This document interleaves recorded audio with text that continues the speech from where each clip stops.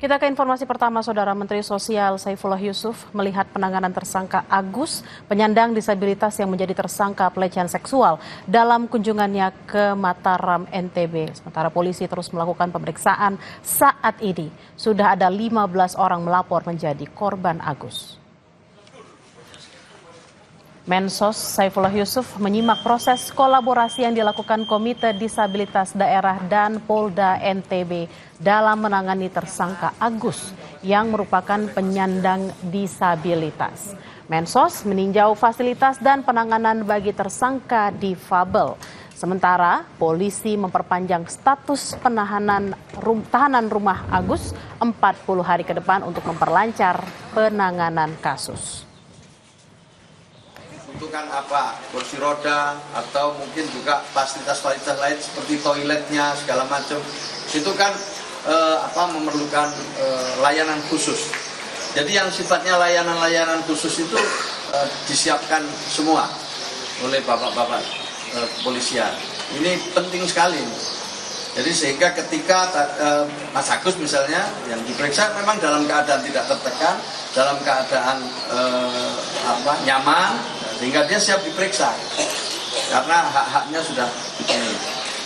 Jadi sampai saat ini pemeriksaan masih tetap berjalan dan hari ini juga tersangka didampingi dengan pengacara yang baru hari ini dan sudah kita terima surat kuasa pendampingan dari pengacara yang baru. Itu aja, karena pemeriksaan belum selesai, masih tahap proses pemeriksaan sampai saat ini. Karena saat ini untuk fasilitas kita juga belum memenuhi, jadi kita memperhatikan hak tetap pelaku, kita lakukan penahanan rumah dan itu sudah kita perpanjang 40 hari ke depan untuk ditahan rumah. Pemuda disabilitas yang menjadi tersangka Iwayan Agus Suartama alias Agus membantah melakukan pelecehan seksual. Meski korban yang melapor terus bertambah menjadi 15 orang, 5 diantaranya meminta perlindungan LPSK. Tersangka menjalani pemeriksaan tambahan di Mapolda NTB kemarin didampingi ibu dan kuasa hukumnya. Tersangka juga membantah melakukan pelecehan seksual. Sementara 5 korban meminta perlindungan pada LPSK karena merasa tertekan atas kasus ini. Posko pengaduan korban juga dibuka polisi. Masyarakat diharapkan tidak ragu melapor jika pernah mengalami kekerasan seksual dengan jaminan kerahasiaan identitas mereka. Lalu bagaimana penanganan polisi terhadap kasus pelecehan seksual oleh penyandang disabilitas? Kita tanyakan pada jurnalis Kompas TV, Fitri Rahmawati di Polda Nusa Tenggara Barat. Selamat siang Fitri, bagaimana perkembangan penyelidikan kasus pelecehan seksual yang dilakukan oleh Agus? Selamat siang Bella dan juga saudara. Kelanjutan dari kasus ini bahwa pada Senin kemarin Agus kembali diperiksa oleh Direktorat Reserse Kriminal Umum di Polda Nusa Tenggara Barat. Agus didampingi oleh ibunya dan juga tim pengacaranya yang jumlahnya cukup besar, sebanyak 17 orang yang mendampingi Agus ini. Di dalam proses pemeriksaan tersebut, Agus tetap membantah melakukan dugaan pelecehan seksual yang dilakukan pada korban. Dan pada saat yang bersamaan Bella juga Menteri Sosial Saifullah Yusuf datang ke Polda Nusa Tenggara Barat untuk memastikan apakah penyandang disabilitas yang berhadapan dengan hukum benar-benar sudah mendapatkan hak-haknya dan proses pelayanan serta penanganannya seperti apa disaksikan langsung oleh Menteri Sosial pada Senin kemarin. Dan saat ini proses pemeriksaan itu sudah dilakukan di Polda Nusa Tenggara Barat sehingga kemudian Agus dikembalikan ke rumah karena menjalani tahanan rumah. Bella. Fitri, mengapa 5 korban meminta perlindungan LPSK? Apakah ada ancaman dari pelaku dan bagaimana korban Agus lainnya?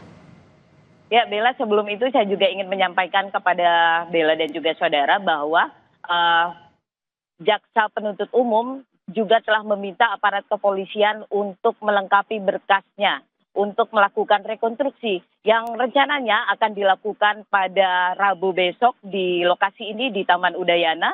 Karena Jaksa Penuntut Umum ingin kasus tersebut mendapat kepastian yang jelas bahwa rekonstruksi peristiwanya seperti apa sehingga nanti bisa langsung berkas tersebut diproses menjadi P21 sehingga bisa langsung disidangkan.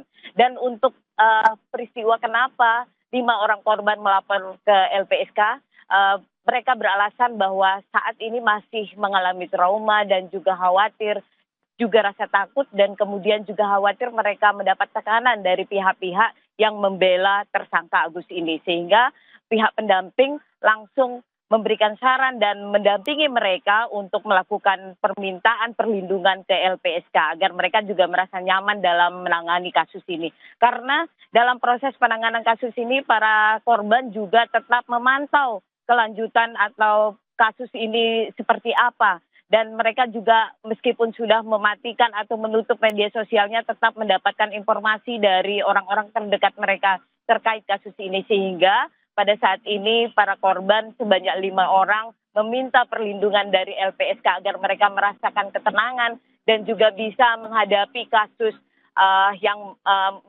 melibatkan mereka dan melibatkan tersangka Agus ini. Dan juga pada saat kemarin Bella, Menteri Sosial juga memastikan bahwa perlindungan terhadap para korban akan tetap menjadi prioritas utama.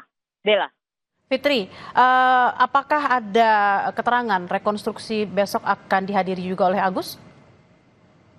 Ini ada dua pendapat bahwa Agus akan menghadiri dihadirkan dalam rekonstruksi tersebut. Namun juga aparat kepolisian belum memastikan apakah nanti Agus akan dihadirkan pada saat rekonstruksi pada Rabu besok ini. Masih dalam proses diskusi yang mereka lakukan tetap dengan Komite Disabilitas Daerah karena hak-hak Agus sebagai penyandang disabilitas ini juga harus dipenuhi dan ini tetap akan dilakukan koordinasi serta diskusi dengan pihak Komite Disabilitas Daerah ini dengan aparat kepolisian apakah nanti tersangka Agus akan dihadirkan dalam rekonstruksi yang akan dilakukan di Taman Udayana pada besok pagi. Bella. Baik, kita akan nantikan bersama seperti apa perkembangan dari dugaan kekerasan seksual yang dilakukan oleh pemuda disabilitas. Terima kasih Fitri Rahmawati langsung dari Polda Nusa Tenggara Barat. Selamat bertugas kembali.